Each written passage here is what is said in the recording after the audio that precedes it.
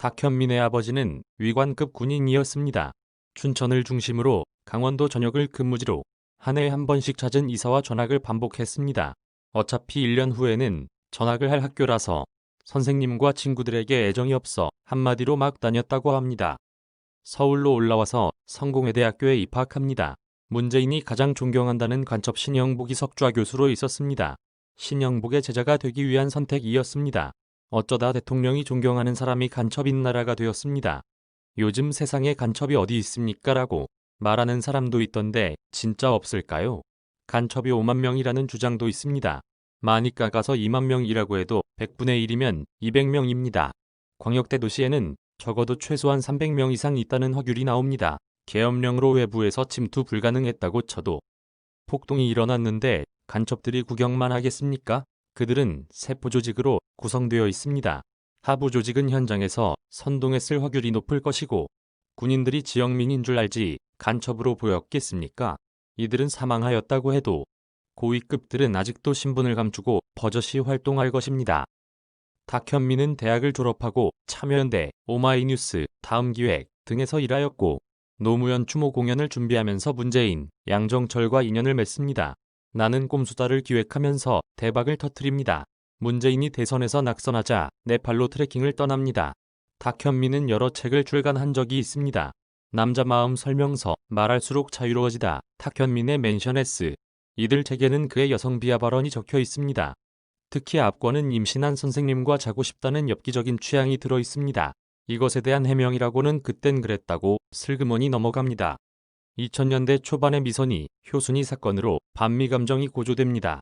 김구라가 인터넷 방송에서 막말로 악명을 떨치던 때입니다. 김용민은 여기에 출연해서 콘돌리자 라이스 미국 국무장관을 강간하자고 합니다.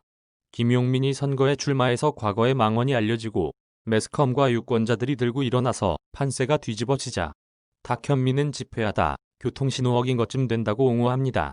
행정관으로 있으면서 과거의 여성 비하 발언과 망발 쉴드 언행이 드러나자 여성단체와 민주당 여성 의원들까지 사퇴를 촉구합니다. 하지만 문재인은 페미주의자 대통령을 선언하였으면서 탁현민에 대해서만은 철저히 보호해 줍니다. 임기 초부터 인사가 실패한 난맥상은 여기에 기초한다고 봅니다. 무슨 짓을 하던 그냥 내 편만 친한 사람만 쓰는 고대 인사였습니다. 탁현민이 기획력이 탁월하다고 합니다. 예술적 감각은 있는 것 같은데 남들의 눈을 감성적으로 잘 속이는 기술이 뛰어난 것입니다. 한마디로 문재인처럼 쇼를 잘 하는 겁니다. 이렇게 여성 비하가 몸에 배인 사람이 평양 공연에서는 현송월 단장을 그렇게 살갑게 대할 수가 없습니다. 일하는 파트너가 아니라 한 번쯤 자보고 싶은 여성으로 바라봅니다. 모르죠. 한 번쯤 동침했을지 누가 압니까? 이제 김정은이 방안은 긁는 것 같고 사임했다가 비서관으로 영전에 다시 부른 것을 보면 중국에 사대하는 문재인이 시진핑 방안을 준비하는 것 같습니다. 지금 미국과 중국이 패권 다툼을 하고 있는데 미국을 버리고 중국에 바짝 붙는 일이 실제로 벌어지면 분명히 트럼프는 개별 관광 허용 등의 여러 일로 인해서 세컨더리 보이콧으로 한국의 목줄을 조일 겁니다. 문재인 혼자 죽는 것이 아니라 모든 거래가 중단되어 한국 국민들은 북한처럼 고난의 행군과 자력갱생으로 살아가야 합니다.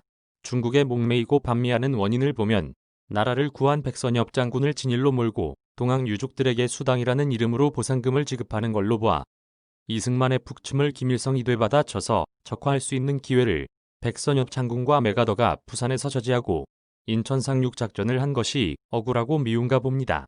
한국을 북한으로부터 지킨 분들을 친일파로 누명을 씌워 묘에서 파내자고 하니 나라가 어디로 가는지 암담합니다.